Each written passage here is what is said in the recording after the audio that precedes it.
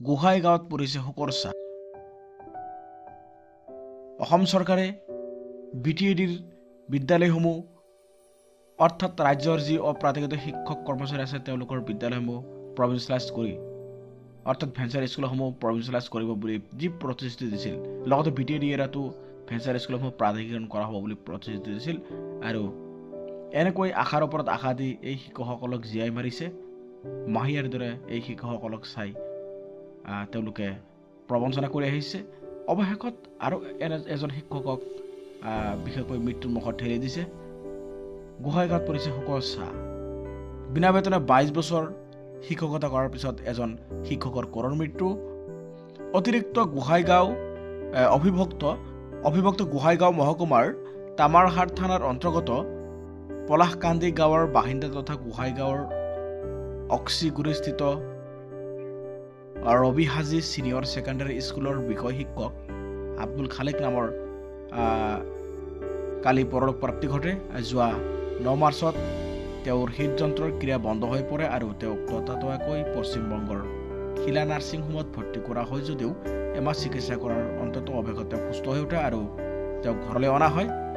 কালি পুনৰ কোচবিহাৰলৈ গৈ থকা অৱস্থাত হঠাৎ অসুস্থ হৈ পৰে আৰু তেওঁক ঘৰলৈ উভতাই অনাৰ অনুৰোধ জনাই প্ৰয়াত শিক্ষকগৰাকীয়ে ঘৰত উপস্থিত হোৱাৰ 5 মিনিট পিছতেই শেষ নিশ্বাস ত্যাগ কৰিবলৈ বাধ্য হৈ পৰে।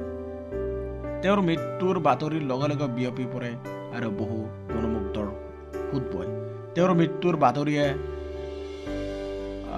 ৰবি হাজী ছিনিয়ৰ ছেকেণ্ডাৰী স্কুলৰ শিক্ষক শিক্ষয়িত্ৰী ছাত্ৰ ছাত্ৰী প্ৰাক্তন ছাত্ৰ ছাত্ৰীসকলে শোক প্ৰকাশ কৰে।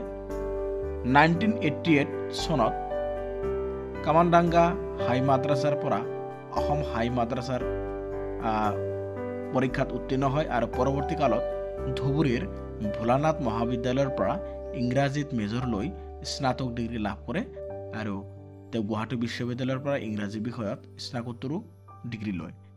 নিশা 9:15 বজাত সহস্ৰাধিক গণমুগ্ধৰ উপস্থিতিত তেওঁৰ শেষ নিশ্বাস ত্যাগ জানাজা নামাজ অনুষ্ঠিত কৰা হয় আৰু 22 বছৰ বিনা দৰমহাৰে শিক্ষকতা কৰি মানসিকভাৱে ভাগি পৰিছিল।